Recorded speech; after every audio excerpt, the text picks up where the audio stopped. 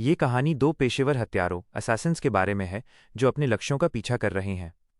एक हत्यारा पैसों के लिए काम करता है और दूसरा अपनी पत्नी का बदला लेने के लिए निकला है। जब उनके रास्ते अप्रत्याशित रूप से आपस में मिलते हैं तो उनकी जिंदगी पेचीदा हो जाती है। कहानी की शुरुआत एक शादी के दृश्य से होती है। हर कोई जश्न मना रहा है क्योंकि ये शहर के सबसे अमीर आदमी की बेटी की शादी है। पिता अपनी बेटी की शादी में बेहद खुश है। दूल्हा दुल्हन भी अपने खास दिन का आनंद ले रहे हैं। मेहमान स्वादिष्ट भोजन खा रहे हैं और सुंदर संगीत का आनंद ले रहे हैं। अचानक हम दुल्हन के पिता को देखते हैं और कोई उन्हें चाकू मार देता है। जैसे ही वो गिरते हैं सड़क पर खून फैल जाता है। उनकी मौके पर ही मौत हो जाती है, जिससे आसपास के सभी लोग सदमे में आ जाते हैं। इस घटना के बाद हर तरफ डर और अफरा तफरी फैल जाती है। फिर हम कातिल को देखते हैं। हत्या का जिम्मेदार व्यक्ति विंसेंट ब्राजील है। वो शांति से अपने कपड़े बदलता है और भागने की कोशिश करता है। हालांकि गार्ड्स को पता चल जाता है कि क्या हुआ है और वे उसका पीछा करने लगते हैं। विंसेंट भागता रहता है और गार्ड्स उसके पीछे लगे रहते हैं। जब भी कोई गार्ड उसका रास्ता रोकता है विंसेंट उसे आसानी से मार देता है। कुछ ही पलों में वो उन सभी को खत्म कर देता है और इमारत से भाग निकलता है। रोलैंड एक कॉन्ट्रैक्ट किलर, किराए का कातिल है, लेकिन उसने अब अपना पेशा छोड़ दिया है और वो अपना अधिकांश समय अपनी पत्नी के साथ बिताता है। रोलैंड की पत्नी का नाम अन्ना है और वो वर्तमान में कोमा में है क्योंकि उस पर एक ड्रग किंग, नशीली दवाओं के सरगना ने हमला किया था। इस घटना के कारण रोलैंड ने अपनी पत्नी के करीब रहने के लिए अपना काम छोड़ दिया। रोलैंड अब सबसे छिपकर रह रहा है। कुछ भ्रष्ट पुलिस अधिकारी अभी भी उसकी तलाश कर रहे हैं क्योंकि उन्हें डर है कि रोलैंड उनके राज खोल सकता है।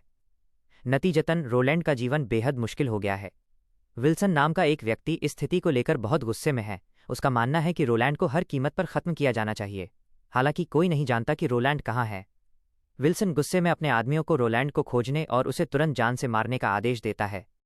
अगले दृश्य में हम शेर नाम के एक इंटरपोल एजेंट को देखते हैं। वो गॉडफ्रे नाम के एक व्यक्ति से संपर्क करता है। शेर गॉडफ्रे को बताता है कि केवल वही रोलैंड का पता लगा सकता है। वे योजना बनाना शुरू करते हैं, यह मानते हुए कि एक बार मिल जाने के बाद रोलैंड जीवित नहीं बचेगा। चूंकि रोलैंड अभी भी छिपा हुआ है, इसलिए वे सही समय का इंतजार करने का फैसला करते हैं। यही कारण है कि उन्हें एक मजबूत योजना बनानी होगी। दुनिया में रोलैंड का सबसे बड़ा दुश्मन पोलो है। ये वही आदमी है जिसने उसकी पत्नी को कोमा में पहुंचाया था। इसीलिए अगर रोलैंड को बाहर निकालना है तो उन्हें पोलो को सामने लाना होगा। लेकिन पोलो अभी भी जेल में है, इसलिए ये लोग शुरू करते हैं। वे पोलो को रिहा करने की योजना बना रहे हैं। फिर जैसे ही रोलैंड उस पर हमला करेगा वे रोलैंड को मार देंगे। इसके बाद हम रोलैंड को एक मोटल में देखते हैं, जहां मोटल का मालिक उससे मिलने आता है और कहता है कि बाहर एक आदमी है जो उससे मिलना चाहता है। रोलैंड कार के पास जाता है, उस आदमी पर अपनी बंदूक तानता है और पूछता है कि उसे क्या चाहिए। वो आदमी अपना परिचय काये के रूप में देता है। काये रोलैंड से पोलो को मारने के लिए कहता है। रोलैंड तुरंत समझ जाता है कि ये उसे फंसाने की एक साजिश है। वो मना कर देता है और कहता है कि उसने ये जिंदगी पीछे छोड़ दी है। वो स्पष्ट रूप से कहता है कि वो यह काम नहीं करेगा। ये कहने के बाद रोलैंड वहां से चला जाता है। काय को एहसास होता है कि रोलैंड को हेरफेर मैनिपुलेट नहीं किया जा सकता। अंत में हम एक पुरानी दुकान का दृश्य देखते हैं। वहां हम विल्सन को देखते हैं जो बहुत हताश और गुस्से में है। फिर वो नील बांदिया नाम के एक व्यक्ति से मिलने जाता है। ये वही आदमी है जिसने कभी एक गिरोह का सफाया किया था। नील अपने साथी विंसेंट का स्वागत करता है जो अपने पिछले काम का भुगतान लेने आया है। नील उसे हीरे देता है और कहता है कि उसके पास उसके लिए एक नया काम है।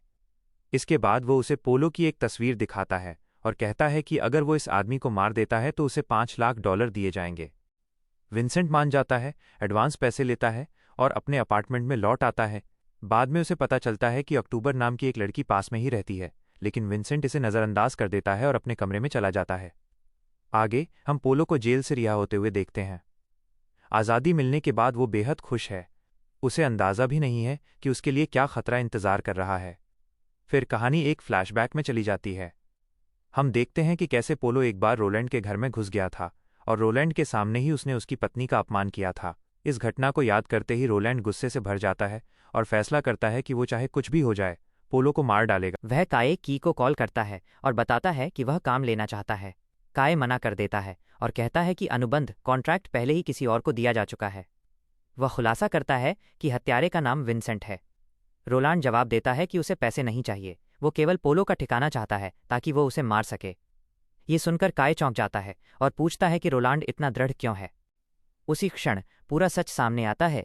रोलांड बताता है कि पोलो ने उसकी पत्नी के साथ क्या किया था। पूरी कहानी सुनने के बाद केली उसका दर्द समझ जाता है और उसे अपने घर बुलाता है। वह उसके साथ सारी जानकारी साझा करता है।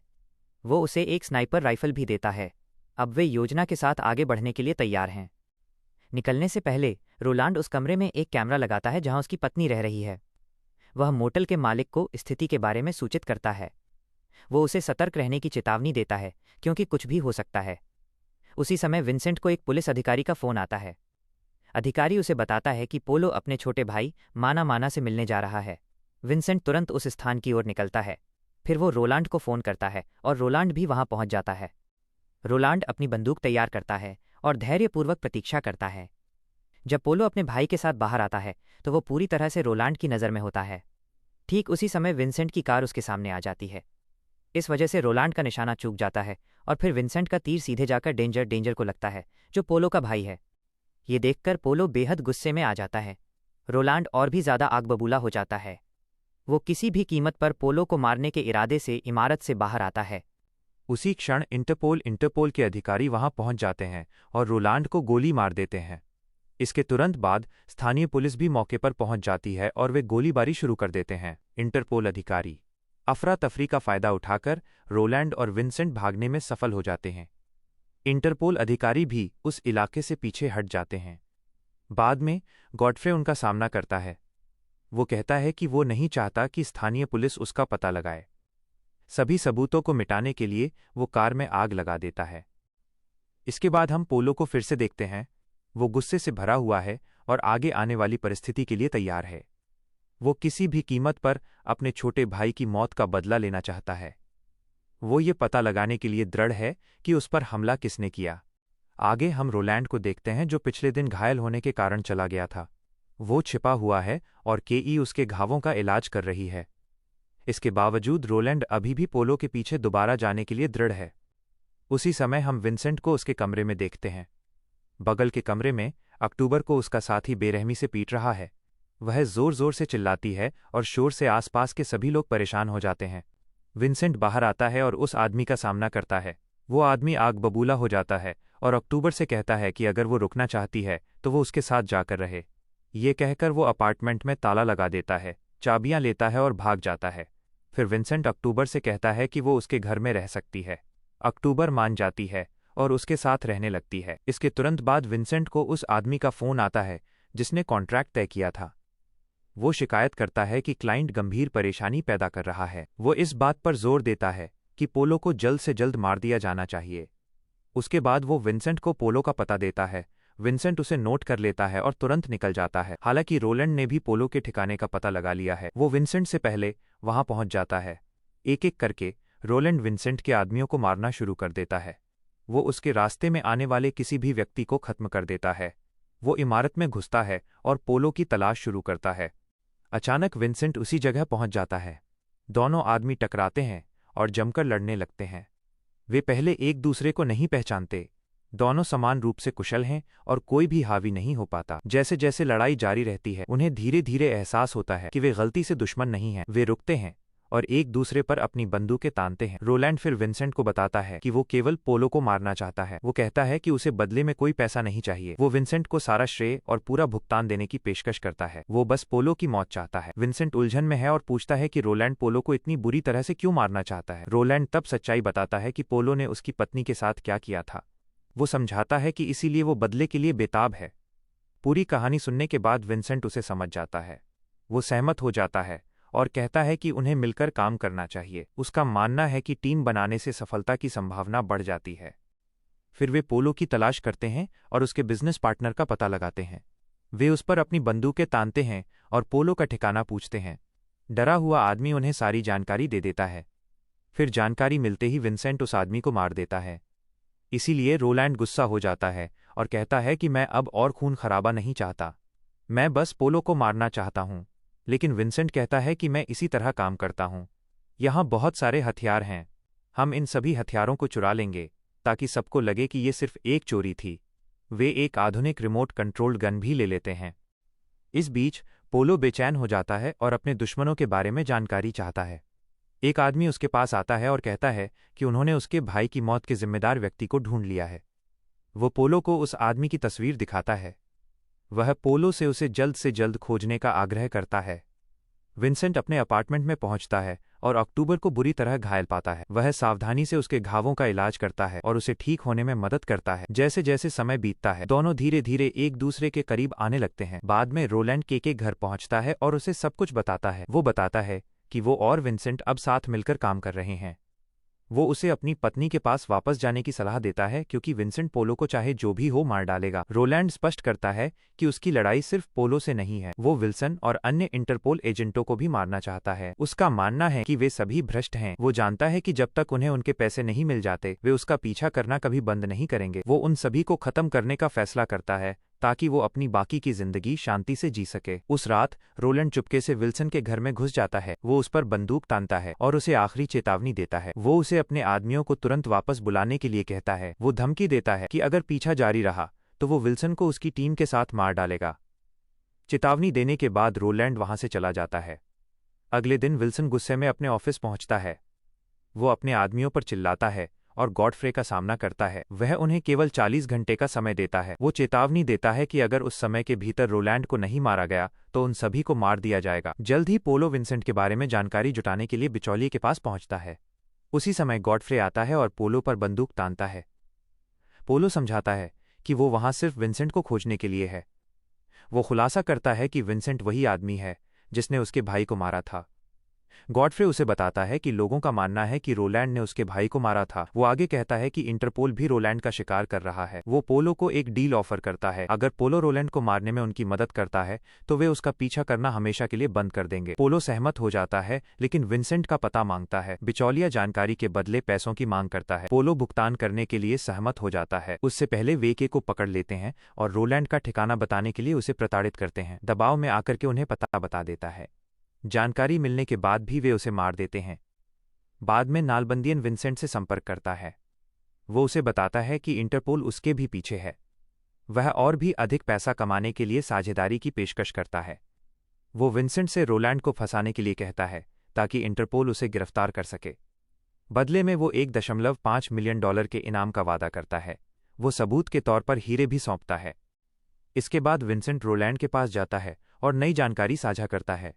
वो उसे बताता है कि पोलो अगले दिन सिटी मॉल आने वाला है। वो सुझाव देता है कि उन्हें उसे मारने के लिए साथ जाना चाहिए। रोलैंड योजना के लिए सहमत हो जाता है। अगले दिन दोनों सिटी मॉल पहुंचते हैं। रोलैंड पोलो को गोली मारने के लिए बंदूक लेकर ऊपर की मंजिल पर बैठ जाता है। हालांकि अचानक उस पर इंटरपोल एजेंटों और पोलो के आदमियों द्वारा हमला कर दिया जाता है। मुकाबला करने के बावजूद रोलैंड को अंततः काबू कर लिया जाता है और पकड़ लिया जाता है। उसे एहसास होता है कि उसे धोखा दिया गया है। फिर ये लोग रोलैंड को लेकर चले जाते हैं। विंसेंट नालबंदियन के पास पहुंचता है और अपने बचे हुए हीरे लेता है। उसी समय फोन बजता है। अब बॉन्डियन विंसेंट को फोन थमाता है। कॉल करने वाला कोई और नहीं बल्कि पोलो है।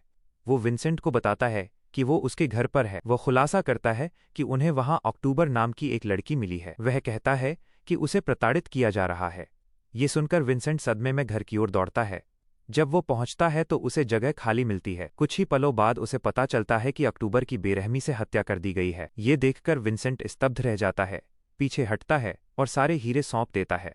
वो कहता है कि उसे इंटरपोल टीम का पता चाहिए जहां रोलैंड को ले जाया गया है। आदमी उसे लोकेशन दे देता है। आगे हम इंटरपोल टीम को रोलैंड को बेरहमी से प्रताड़ित करते हुए देखते हैं। वे जानना चाहते हैं कि उसने अपना पैसा कहाँ छिपाया है। रोलैंड उन्हें बताता है कि उसने पहले ही सब कुछ खर्च कर दिया है। यह सुनकर वे दंग रह जाते हैं। विंसेंट गुस्से में उस स्थान पर पहुंचता है। वो एक एक करके इंटरपोल एजेंटों को मारना शुरू कर देता है। सबको खत्म करने के बाद वो रोलैंड को आज़ाद कर देता है। विंसेंट माफी मांगता है और स्वीकार करता है कि उसने उसे धोखा दिया। वो कहता है कि अब वो पोलो को मारकर रोलैंड को बदला लेने में मदद करना चाहता है। रोलैंड उसे माफ कर देता है। हालांकि रोलैंड तुरंत मोटल मालिक को फोन करता है। वो उसे जल्द से जल्द चले जाने की चेतावनी देता है क्योंकि कई लोग वहां पहुंचने वाले हैं। इससे पहले कि वो कुछ कर पाती, पोलो के आदमी मोटल पहुंच जाते हैं। वे मालिक को मौके पर ही मार देते हैं। जल्द ही रोलैंड और विंसेंट भी इलाके में पहुंच जाते हैं। रोलैंड को एहसास होता है कि पोलो के आदमी चारों ओर फैले हुए हैं। वो बाहर रुकता है और अपनी अगली चाल की योजना बनाना शुरू करता है। अचानक रोलैंड के फोन पर कॉल आती है। पोलो उसे बताता है कि वो रोलैंड की पत्नी के पास पहुंच गया है। वो धमकी देता है कि अगर रोलैंड और विंसेंट 15 मिनट के भीतर नहीं पहुंचे तो वो उसे मार डालेगा। कोई विकल्प न होने पर वे अंदर चले जाते हैं। पोलो के आदमी उनकी तलाशी लेते हैं और उन्हें पोलो के पास ले जाते हैं। पोलो अपने आदमियों को उन्हें मारने का आदेश देता है। उसी समय खुलासा होता है कि रोलैंड और विंसेंट ने पहले ही सब कुछ प्लान कर लिया था। वे चुपके से पोलो की रिमोट कंट्रोल्ड लेजर राइफल को सक्रिय कर देते हैं। उसका उपयोग करते हुए वे दूर से ही पोलो के सभी आदमियों को मारना शुरू कर देते हैं। विंसेंट बाकी बचे गार्ड्स को ढेर कर देता है। अंत में रोलैंड पोलो को पकड़ लेता है। वो उसे अपनी पत्नी के पास ले जाता है और उस पर चाकू तान देता है। वह बोलने से पहले पोलो को अपनी पत्नी से माफी मांगने का आदेश देता है। जैसे ही पोलो माफी मांगता है, रोलैंड उसे मार देता है। इसके बाद विंसेंट चला जाता है और अक्टूबर के साथी के पीछे जाता है, जिसका नाम डेनियल है। डेनियल ने ही नालबंदियन को अक्टूबर के बारे में जानकारी दी थी। इसी वजह से विंसेंट डेनियल को मार देता है। फिर रोलैंड विल्सन के घर जाता है। वो उसे बाहर से निशाना बनाता है और विल्सन को भी मार देता है। विल्सन की मौत के साथ इंटरपोल एजेंटों ने उसका पीछा करना बंद कर दिया। दूसरे हत्यारे ने भी अपनी पत्नी का बदला पूरा कर लिया। विंसेंट का बदला भी पूरा हो गया है। हालांकि वो दुखी है क्योंकि उसे अक्टूबर से प्यार हो गया था। वह उसकी याद में मोमबत्तियां जलाता है। वह उसकी आत्मा की शांति के लिए प्रार्थना करता है। इसके साथ ही फिल्म का अंत होता है। अगर आपको वीडियो पसंद आया हो तो कृपया लाइक, शेयर करें और चैनल को सब्सक्राइब करें।